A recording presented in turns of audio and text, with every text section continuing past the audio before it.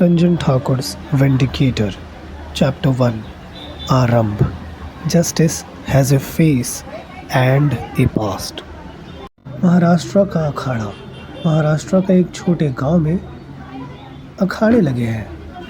एक पहलवान अपने लगातार 3 दांव जीत चुका है. सब उसकी तारीफ करते हैं. उसकी बुजुर्ग माँ और 3 साल का बेटा राज उसे गर्व से देख रहे हैं.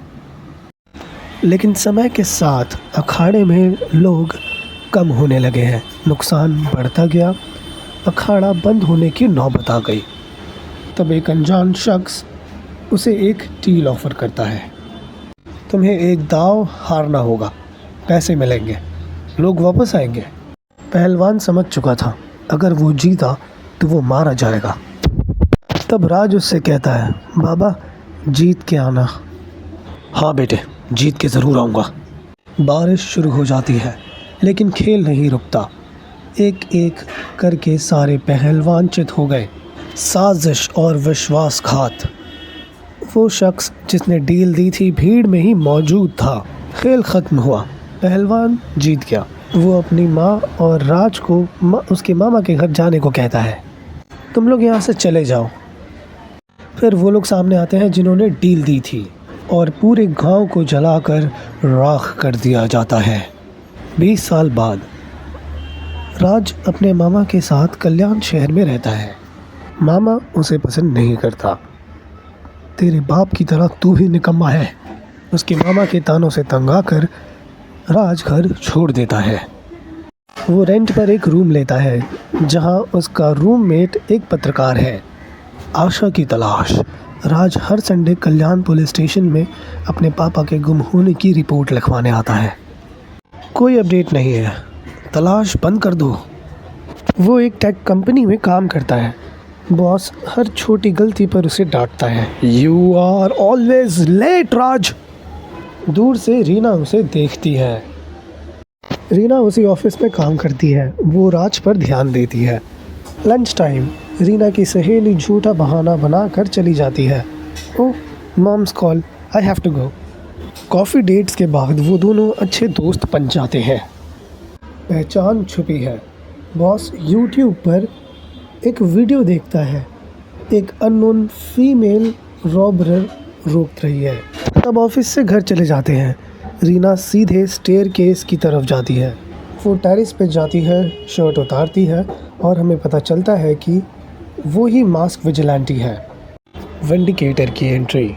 राज अपने घर में टीवी देख रहा होता है. वहीं ऊपर कुछ आवाज़ आती है. वो इग्नोर करके टीवी देखना शुरू करता है. जब वो खिड़की के बाहर झांकता है तब उसे पता चलता है कि कोई किसी को लूट रहा है. अब उससे ये रोज़ रोज़ का सहा नहीं जाता. वो अपने घर के पर्दे उतारता है और एक काम चलाऊ कॉस्ट्यूम पहनकर 3rd फ्लोर से बिना कुछ सोचे समझे कूद जाता है. रॉबर्ट्स भाग जाते हैं. पुलिस आती है.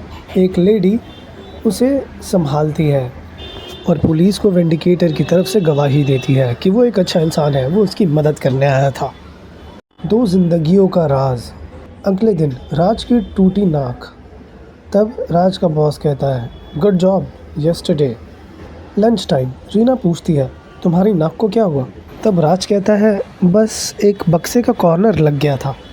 रात को रूममेट पूछता है, ये खिड़कियाँ कैसे टूट गई? तब राज कहता है कि नीचे कुछ बच्चे क्रिकेट खेल रहे थे, शायद उनसे टूट गई होगी. तब रीना प्राइवेट एरिया में राज से कहती है, सच का खुलासा. रीना, मैं यहाँ एम्प्लॉय नहीं हूँ, मैं एक असैसिन हूँ. मुझे तुम्हें मारने के लिए भेजा गया था. राज, तुम मुझे मारोगी?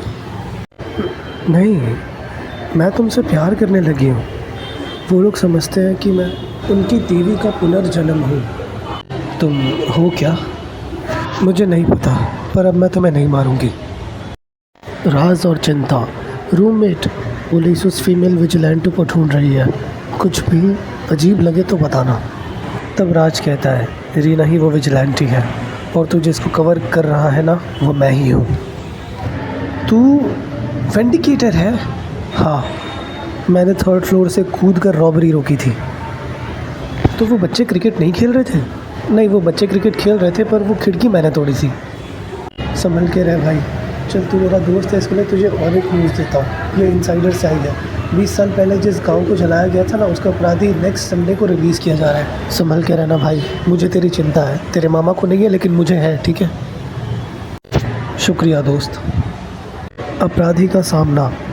रीना अपराधी को चेयर पर बांध कर रखती है और वो राज को लेकर आकर कहती है, यही वो अपराधी है जिसने तुम्हारे गांव को जला दिया था और तुम्हारे पापा को भी मार दिया इसने।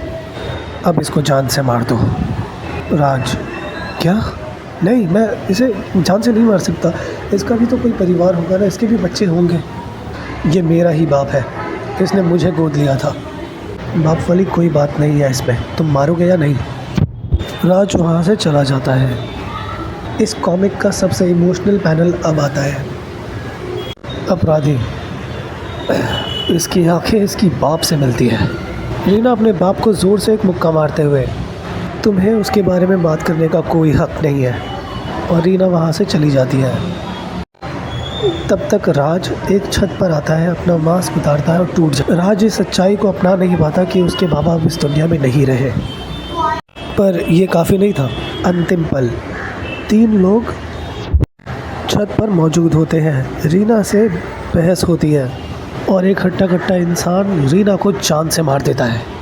रीना की करहाती हुई आवाज़ सुनकर राज उसके पास आता है। तब रीना राज से कहती है, शायद हमारा मिलना नसीब में नहीं था, शायद हम इस जन्म में कभी एक नहीं हो सकते।